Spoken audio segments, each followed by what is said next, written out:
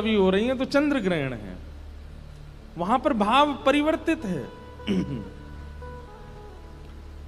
पूरी देश दुनिया में एकादशी पर व्रत किया जाता है, व्रत ना भी किया जाए तो चावल तो नहीं खाते, पर हमारे हरिदासी हरिवंशियों में चकाचक माल पाते हैं एकादशी वाले दिन।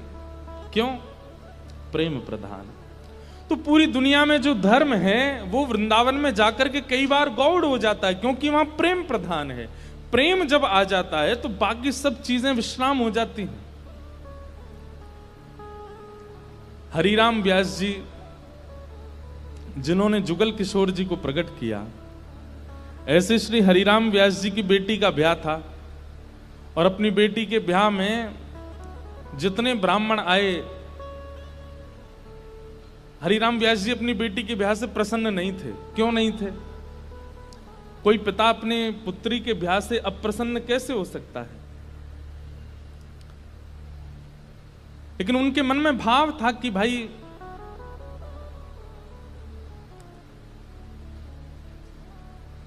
वृंदावन से बाहर क्यों जा रही हो? अपनी बेटी से कह रहे थे कि भाग्य होता है तब वृंदावन प्राप्त होता है, और तुम ब्याह करके अपने पति के साथ विदा होकर के वृंदावन से बाहर जा रही हो, ये मुझे अप्रिय लग रहा है।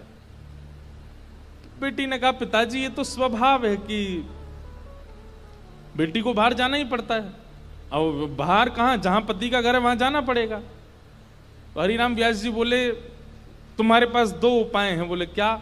या तो पति से कहो कि वृंदावन में घर बना ले, या फिर उसी से ब्याह करो जो वृंदावन में रहता हो। पुत्री बोली, पिताजी अब सब बातें हो चुकी हैं, और हमें भी जिससे ब्याह हो रहा है वो हमको बड़ा प्रिय है, अब हो जाने दो ब्याह, ठीक है आते रहेंगे वृंदावन। तो इस बात से इतने नाराज हो गए हरिराम व्यास जी कि तुमको व्यक्ति विशेष प्रिय है। अरे हरिराम व्यास जी तो ये तक बोल गए थे कि भाई लंगड़ा हो, वृंदावन का हो तो उससे ब्याह कर लो, कोई गुण ना हो लेकिन वृंदावन का तो ब्याह करो, क्योंकि वृंदावन रहने को मिलेगा। लेकिन तुम और गुणों को देख करके वृंदावन छोड़ करके जा रही हो, ये तुम्हारा सबसे बड़ा दुर्भाग्य है। तो अपनी बेटी के ब्याह से प्रसन्न नहीं थे, तो हरिराम व्यास जी की पत्नी और बाकी बच्चे बोले, पिताजी को रहने दो नाराज, हम तो ब्याह करेंगे आनंद से। और हरिराम व्यास जी के शिष्य थे ओरछा के राजा मधुकरशा, उन्होंने पूरी शादी की व्यवस्था की, लेकिन हरिराम व्यास जी की भौएं चढ़ी नहीं। और ज्यादा दुखी तो वे तब हो गए कि उन्होंने एक शर्त रखी, चलो ठीक है ब्याह कर रहे हो तुम, अपनी मर्जी से कर रहे हो, सब ठीक है, लेकिन पहली पंगत वैष्णव जनों को, संत जनों को, रसिक जनों को करानी पड़ेगी। लेकिन जब ब्याह का प्रसंग आता है ना, तो घर के लोग इन सब चीजों पर विश्वास करते नहीं है। घर के सब सदस्य बोले, पहली पंगत तो बारात की होगी। बोले पिताजी ने कहा संतों को कराओ। बोले बोलने दो उनको, तुम तो उन्हीं को करा दो। और रही बात संतों की, तो एक काम करते हैं, पहले ही पूड़ी कचौड़ी जो भी बना है दावत में, पहले ही निकाल करके अलग धर देते हैं, जब संत आएंगे उनको पवा देंगे। हरिराम व्यास जी को ये बात पता चल गई तो इतने नाराज हो गए। उनका एक पद भी है,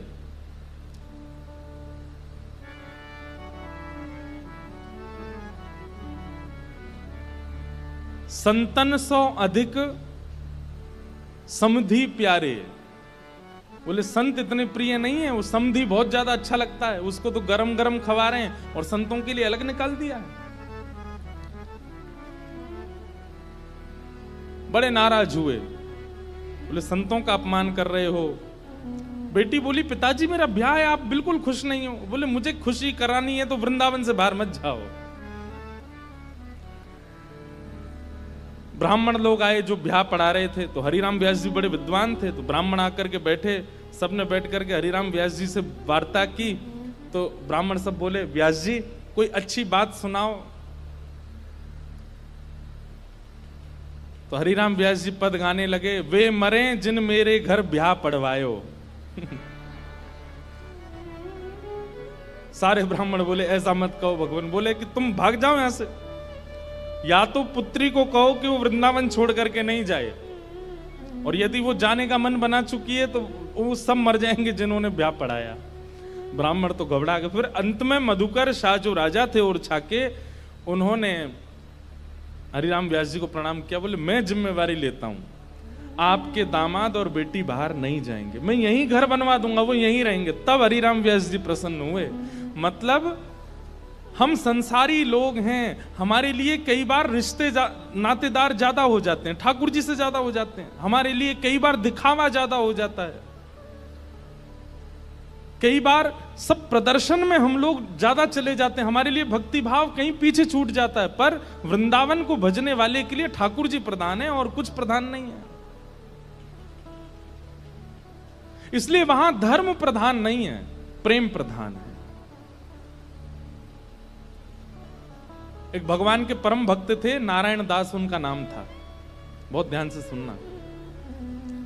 नारायण दास जी को भी वृंदावन से बहुत प्रेम था,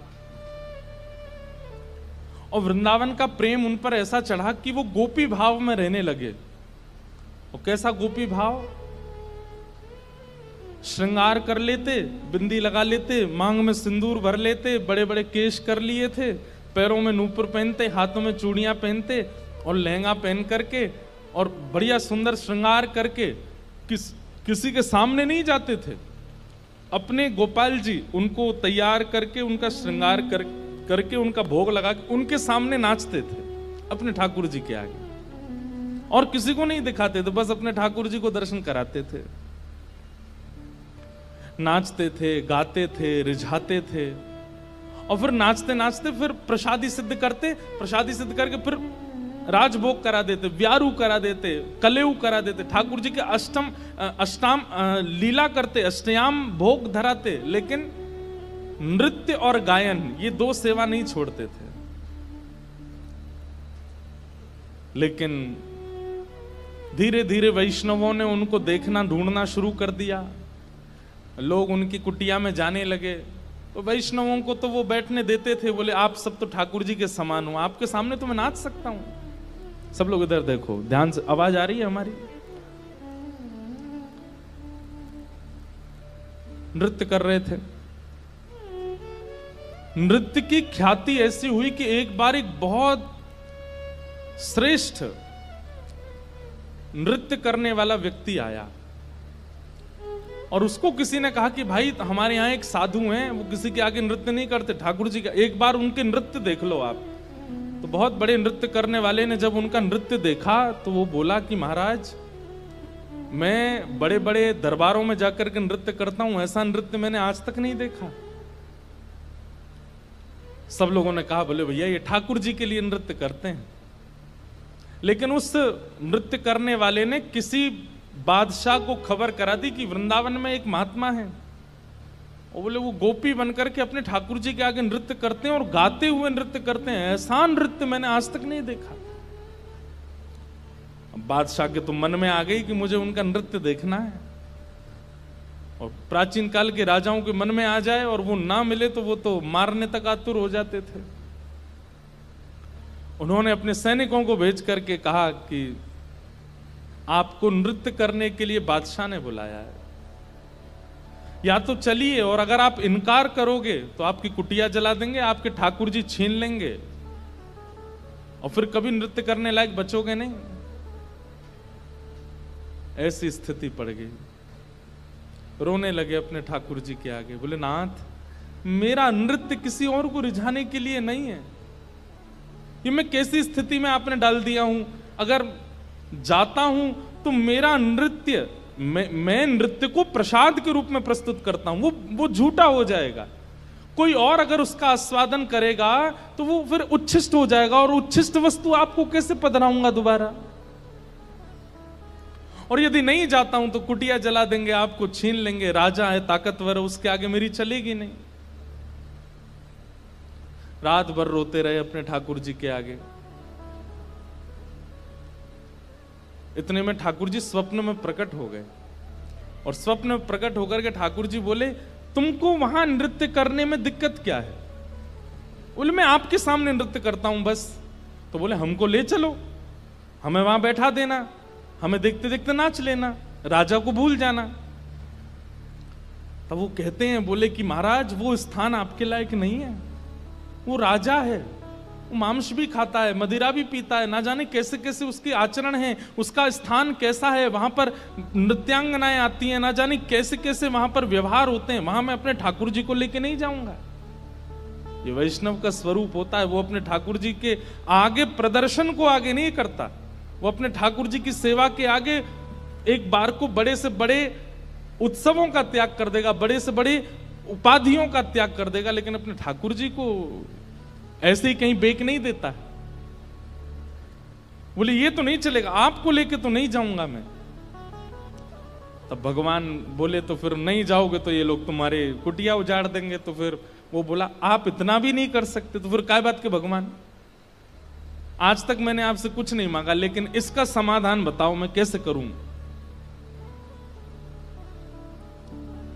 तब भगवान बोले देखो, तुमने अपनी गली में तुलसी की माला पहनी है और ये तुलसी मेरा ही स्वरूप है, तो तुम मुझे तो नहीं ले जाओगे, लेकिन ये तुलसी माला तो पहन के जाओगे।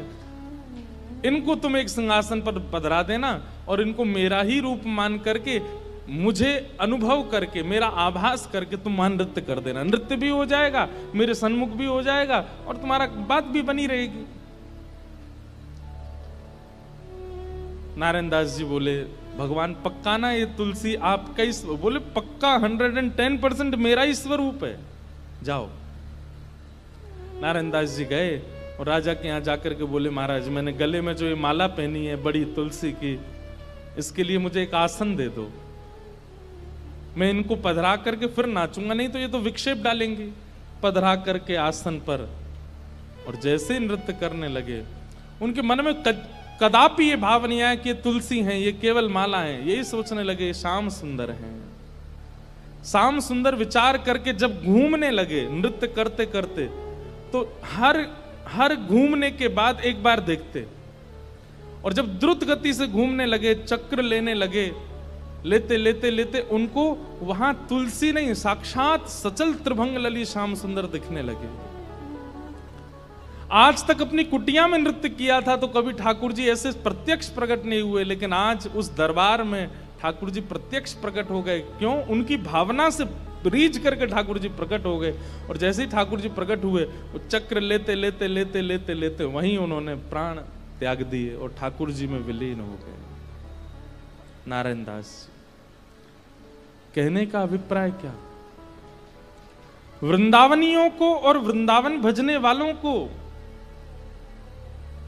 कई बार व्यवहार प्रधान नहीं होता, उनके लिए धर्म प्रधान नहीं है, उनके लिए अर्थ प्रधान नहीं है, उनके लिए काम प्रधान नहीं है, उनके लिए मोक्ष भी प्रधान नहीं है, उनके लिए केवल प्रेम प्रधान है।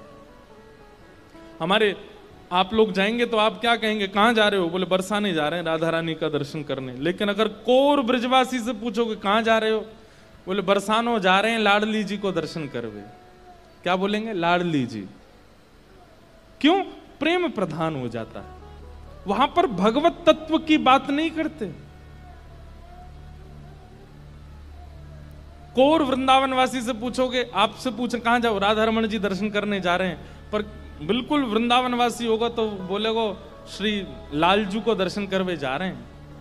और एक और बात बताऊं, और ज्यादा उपासक वृंदावन के, वो क्या बोलेंगे? श्री जी को दर्शन करवे जा रहे हैं। श्री जी, हमारे वृंदावन में ठाकुर जी को भी श्री जी बोलते हैं, किशोरी जी को भी श्री जी, ठाकुर जी को भी श्री जी। श्री जी बोलते हैं तो समझो युगल का नाम बोला गया है, अकेली किशोरी जी नहीं है श्री जी। श्री जी माने ठाकुर जी और किशोरी जी दोनों। श्री माने राधा रानी, और जी कौन है? बोले लाल जी, श्री जी। वृंदावन में प्रेम प्रधान है, धर्म अर्थ काम और मोक्ष नहीं है।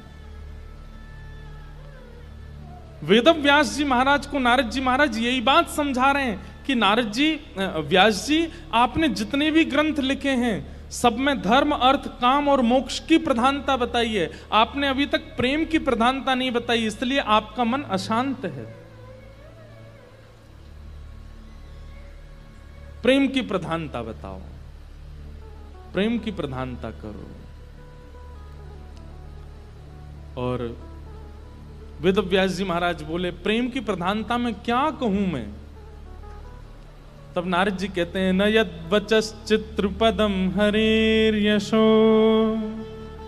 जगत पवित्रम प्रगणित करहिचित तद्वायुषम तीर्थमुशन्ति मानसा न यत्र हंसा निर्मत्य शिक्षय।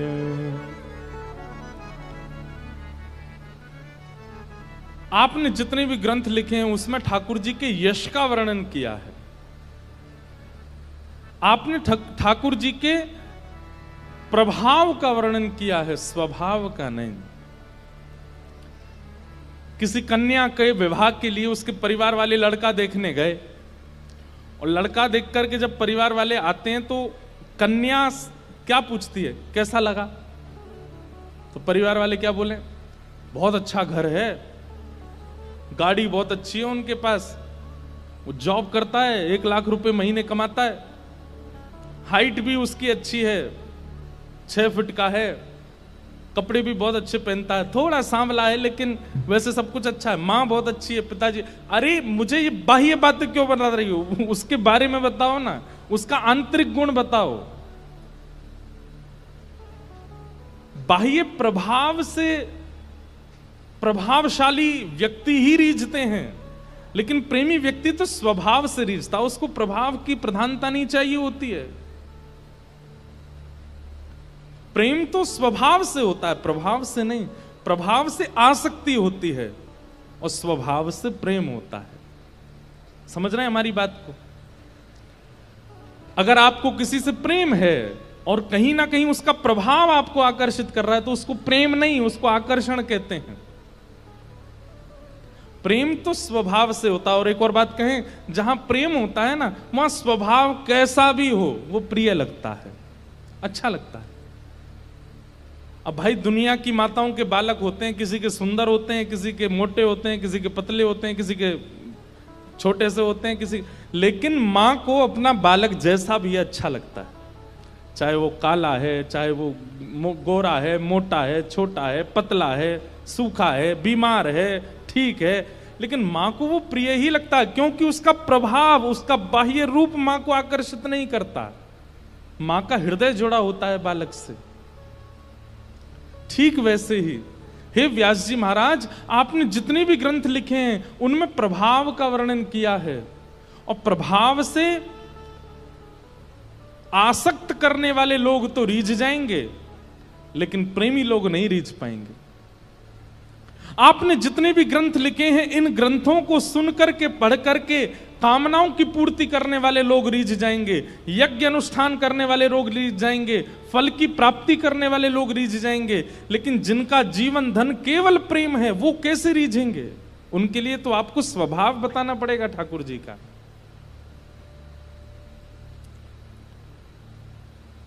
हमारे ब्रज में कहें, लाला तू भगवान है। ठाकुर जी बोले, काय को मधुमंगल तू ये काय को पूछ रहा हो? बोले ना ना, हमने ऐसी सुनी है कि जब गर्गाचार्य जी आए ना तो वो कह के गए कि यशोदा मैया तुम्हारो लाला नारायण समान गुण ही है, और तेरी हरकतन ते हुए ऐसा लगे कि तू कहीं भगवान तो ना है। तो ठाकुर जी धीमे से बोल जाते हैं, बोले मधुमंगल एक बात बताऊं? बोले कहा, मैं जय जय ही हूं, मैं भगवान ही हूं। तू सांची भगवान है? बोला हाँ। लाला मैं सबन ने बता दूं कि तू भगवान है? ठाकुर जी बोले हाँ बताया। मधुमंगल गयो, सबरे सखान में हल्ला मचाया, बोले तुम्हें एक बात बताऊं? बोले कहा, हमारो जो लाला है ना, बोले हाँ जो भगवान है। ये बात सुन के आधे तो हंसने लगे और आधे छड़ी लेकर के बोले दिखाइयो ने कहां तेरो भगवान। ठाकुर जी निकल के आए कुंज से, आज बड़ी अदा से निकल के आए, ए मधुमंगल सीताम प्रणाम करो, हम भगवान हैं। नहीं मानते, नहीं स्वीकार करते। एक दिन ऐसी लीला भागवत में आती है कि एक बार जागरण हुआ, ब्रज में जागरण कराया नंद बाबा ने। रात भर जागरण का मतलब केवल माता की चौकी नहीं होता, जागरण का मतलब केवल वो नहीं होता। जागरण का मतलब है पूरी रात जग करके अपने इष्ट का स्मरण करना, वो जागरण है।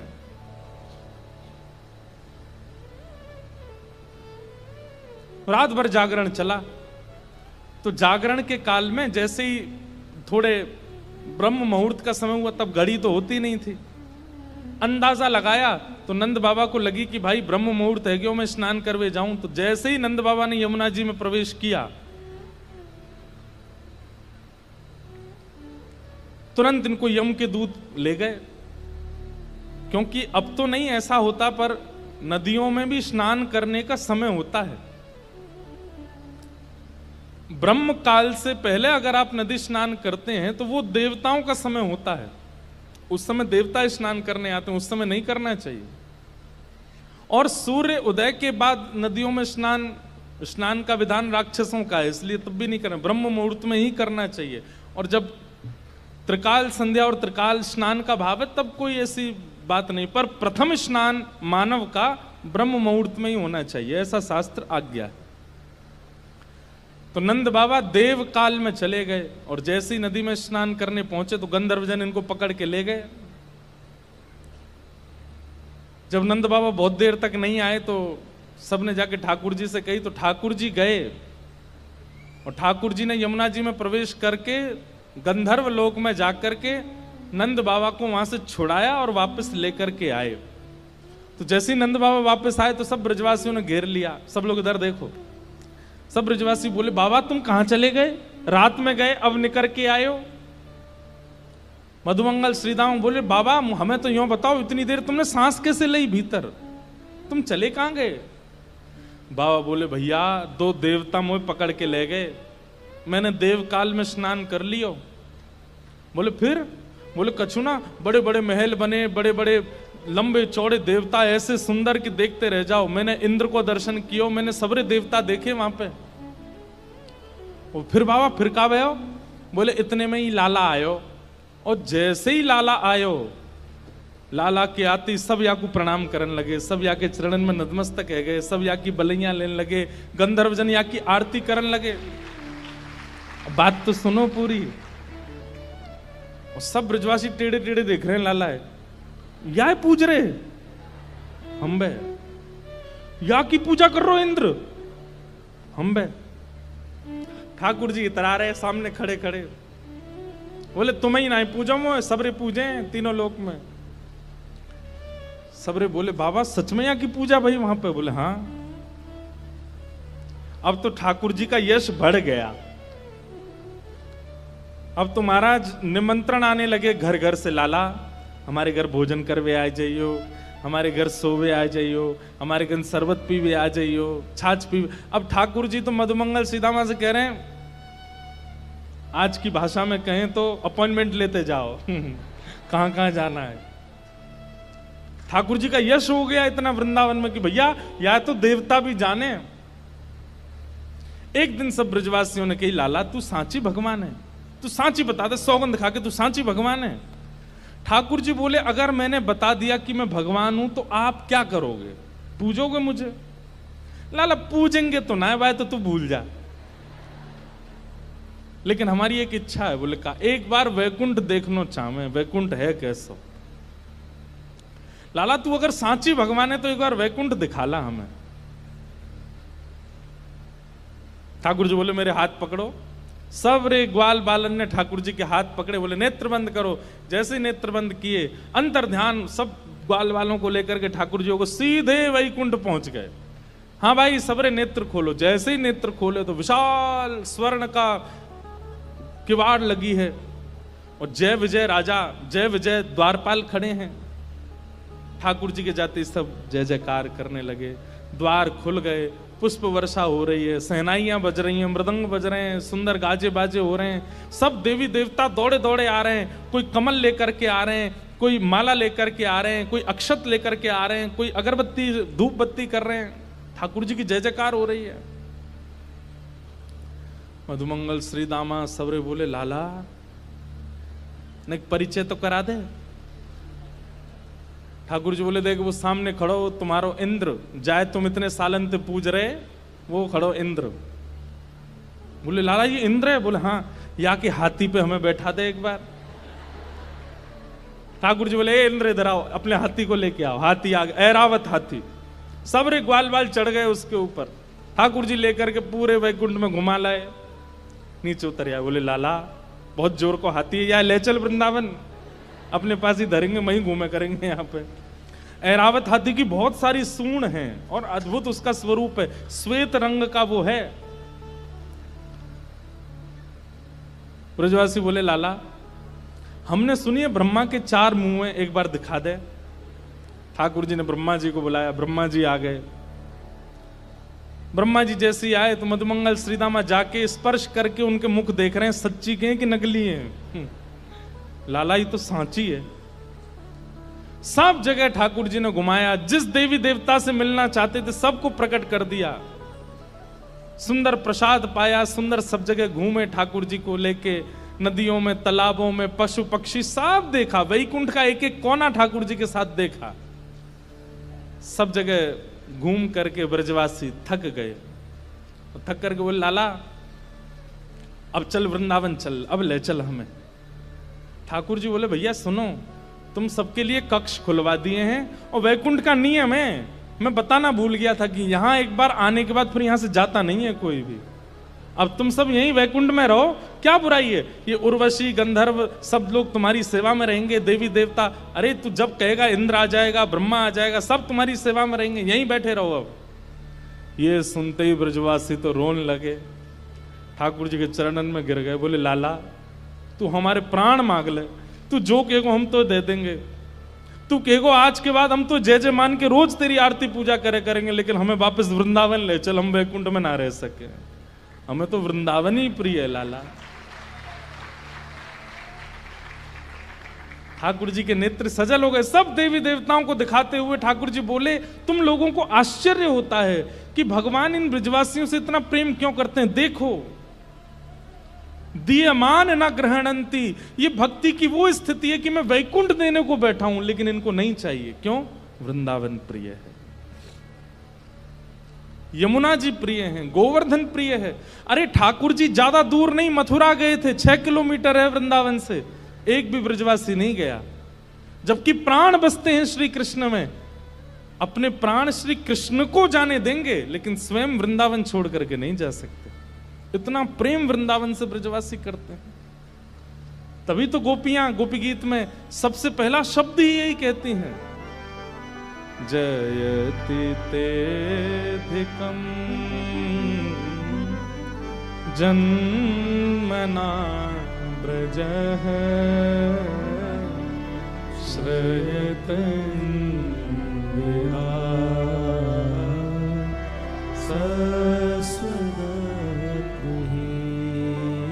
हमारी एक बात बहुत ध्यान से सुनिएगा। प्रेमी भक्त के 3 प्रेम हैं। जब वो 3 प्रेमों में निपुण हो जाता है ना, जब चौथा प्रेम ठाकुर जी उसको देते हैं। सबसे पहला नाम के प्रति प्रेम। ठाकुर जी का नाम यदि सुन ले तो सुध बुध खो जाए अपने।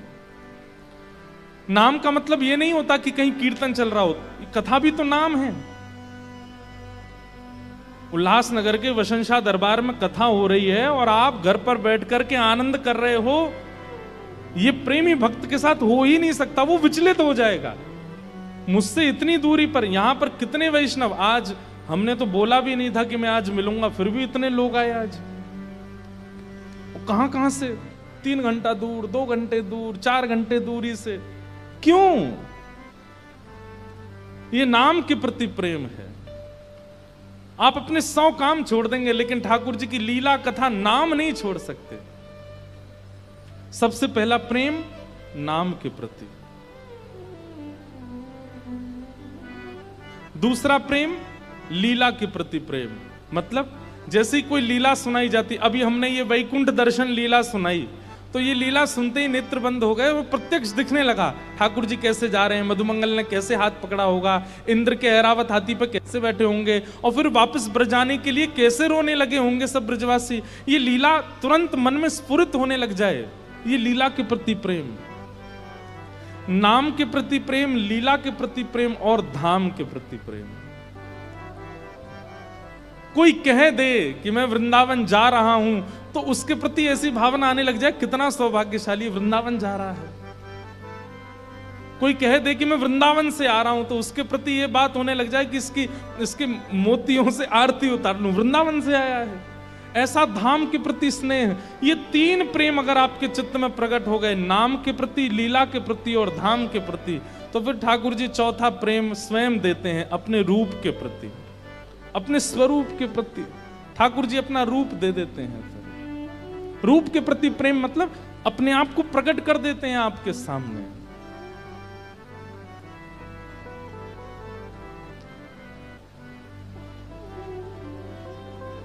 इसलिए भैया वृंदावन में सब उल्टा है। वृंदावन में धर्म, अर्थ, काम और मोक्ष सब किनारे केवल एक शब्द चलता है, प्रेम। प्रेम। आज नारद जी वेद व्यास जी से वही कह रहे हैं कि हे नारद जी, आप प्रेम का वर्णन करो। आपने धर्म का, अर्थ का, काम का, मोक्ष का वर्णन कर दिया, अब ठाकुर जी के स्वभाव प्रेम का वर्णन करो। और उसी स्वभाव प्रेम के वर्णन के रूप में श्रीमद् भागवत संहिता वेद व्यास जी के द्वारा रचना की गई। बोलो भागवत महापुराण की जय। श्रीमद् भागवत ज्ञान भी दे सकती हैं, श्रीमद् भागवत वैराग्य विरक्ति भी दे सकती हैं, लेकिन श्रीमद् भागवत जी से यदि प्रेम प्राप्त नहीं हुआ तो आपने कुछ प्राप्त नहीं किया। दीनता आ जाए, प्रेम आ जाए, सहजता आ जाए, सरलता आ जाए, निर्मलता आ जाए, तब समझो कि आप भागवत के आश्रय में रहे हो। कई बार भागवत का आश्रय लेने वाले ज्ञानी ज्यादा हो जाते हैं, कई बार भागवत का आश्रय लेने वाले विरक्त ज्यादा हो जाते हैं, वैरागी ज्यादा हो जाते हैं, निर्मोही ज्यादा हो जाते हैं। लेकिन श्रीमद् भागवत के आश्रय लेने वाला तो प्रेमी हो जाए, प्रेम से ओतप्रोत हो जाए।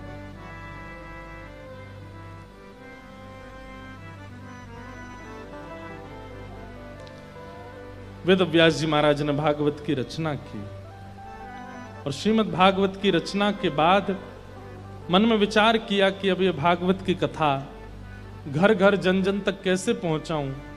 तब अपने पुत्र श्री सुखदेव जी को श्रीमद् भागवत जी का ज्ञान प्रदान किया कि यम प्रव्रजन्तम अनुपेत अपेत कृत्यम द्वैपायनो विरह कातर्या जुहाव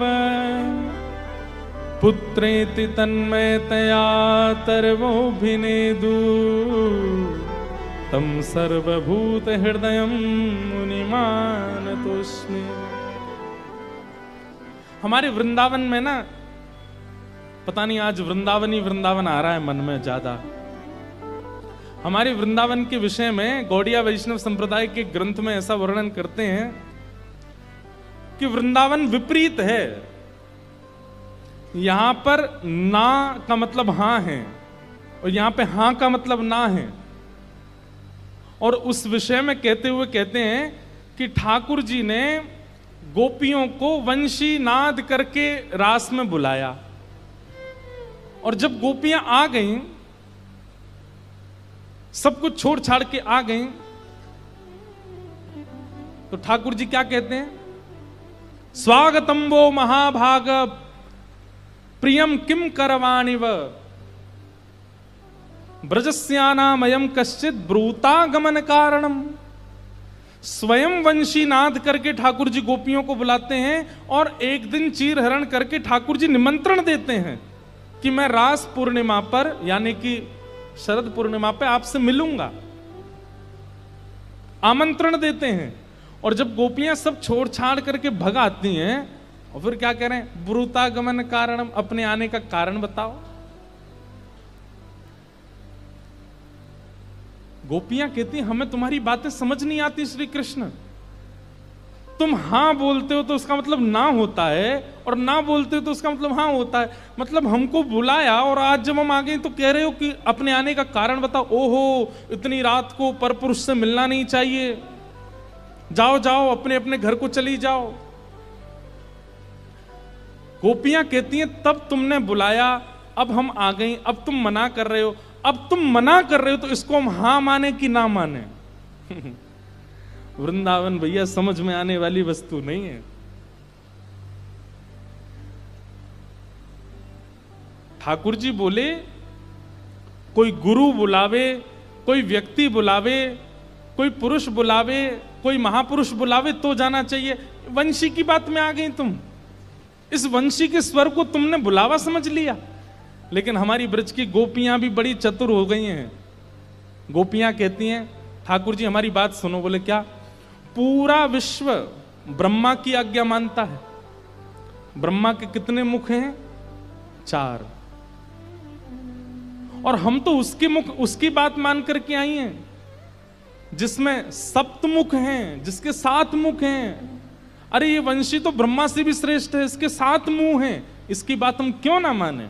हम तो इसकी बात मान करके आएंगे।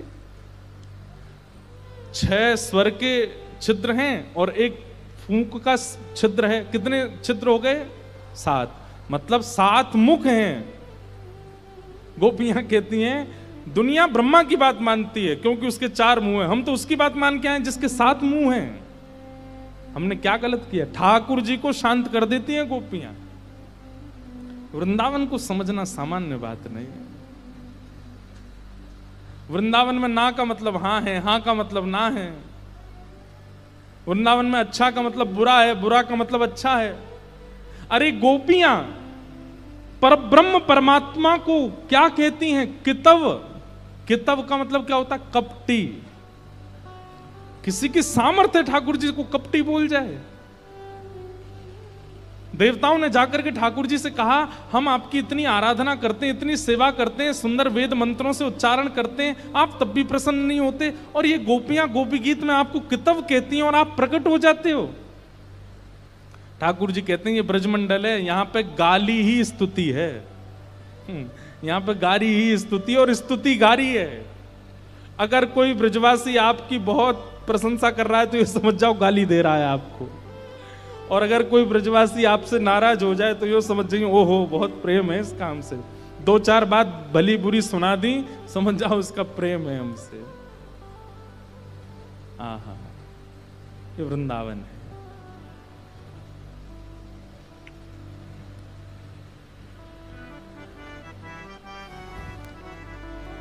एक बार रहीम जी का नाम सुना? रहीम दास, जिनके दोहे हैं रहीमंदागा प्रेम का मत तोड़ो चटकाए, जोड़े से फिर ना जुड़े, जुड़े गांठ पड़ जाए। तो एक बार रहीम दास जी गोवर्धन में श्रीनाथ जी का दर्शन करने गए। एक तो अल्हड़ भेष में रहते थे, ऊपर से इनके किसी कारण से इनको मंदिर में नहीं घुसने दिया, और जैसे ये मंदिर में घुसने लगे तो लोगों ने इनको धक्का दे दिया। कहां घुसे चले जा रहे हो? यहां पर विजातियों का प्रवेश नहीं है और तुम्हारे जैसों का तो बिल्कुल प्रवेश नहीं है।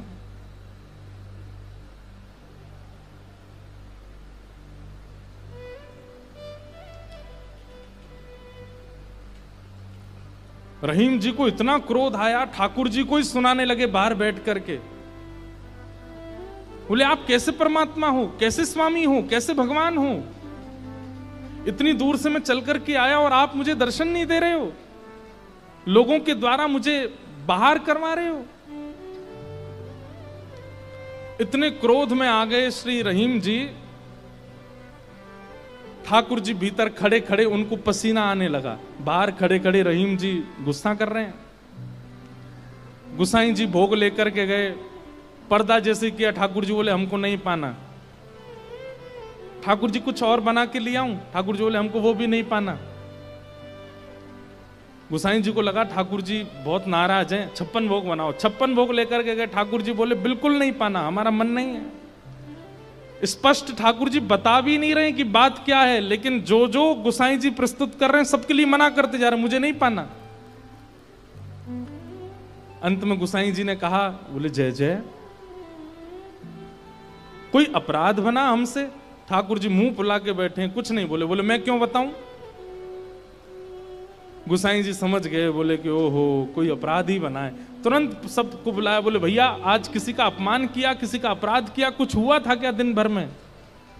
तब द्वारपालों ने बताया, बोले महाराज आज एक आया था, वो विजातीय था, उसके वस्त्र भी अच्छे नहीं थे, वो देखने में भी अजीब सा लगा, हमको लगा मंदिर में जाके उपद्रव करेगा, इसलिए हमने घुसने नहीं दिया, हमने उसको निकाल दिया। गोसाई जी समझ गए, बोले ओहो उसी के लिए ठाकुर जी ऐसे हो रहे हैं। वो निश्चित ही ठाकुर जी का कोई परम भक्त है, और उसको ठाकुर जी, वो ठाकुर जी का दर्शन करने नहीं आया था, ठाकुर जी ने उसको देखने के लिए बुलाया था, ठाकुर जी देखना चाहते थे, और तुमने उसको यहां से बाहर कर दिया। अब एक काम करो, बोले क्या? सुंदर प्रसाद बनाओ, प्रसाद बना करके सिद्ध करके, वो यहीं कहीं बैठे होंगे, ज्यादा दूर गए नहीं होंगे, उनको लेके आओ। मंदिर में प्रसाद सिद्ध हो रहा था रहीम जी को प्रसन्न करने के लिए, लेकिन ठाकुर जी इतने व्याकुल हो गए, बोले अभी तो चूल्हा जलाएंगे, कढ़ाई धरेंगे, तब कुछ बनाएंगे, तब तक रहीम जी वृंदावन पहुंच जाएंगे। इतने में ठाकुर जी ने क्या किया, ठाकुर जी के सामने जो सोने की थाल में प्रसाद रखा था, ठाकुर जी ने वो थाल उठाया बड़ा सा और अपने कंधे पर रखा, खुद ही चले गए, स्वयं ही चले गए। यहां रहीम जी गोविंद कुंड पर बैठे थे, खूब गुस्सा हो रहे थे, ठाकुर जी को भली बुरी सुना रहे थे, लेकिन जैसे ही देखा गिरिराज पर्वत से उतरते हुए श्याम सुंदर आ रहे हैं, और झांकी कैसी है, कटिकाचनी पहनी है, मोरपिच्छ पहना है, जो स्वरूप ठाकुर जी का ऐसा रहता है, हाथ में वंशी लेकर के, और ठाकुर जी यहाँ कंधे पर विशाल थाल लेकर के ऐसे उसको संभालते हुए ठाकुर जी आ रहे हैं। आहा, रहीम जी के लिए रहीम दास जी ने उसी समय ठाकुर जी की छवि का वर्णन किया, बहुत सुंदर। क्या वर्णन करते हैं, कैसे लग रहे हैं श्याम सुंदर? आहा,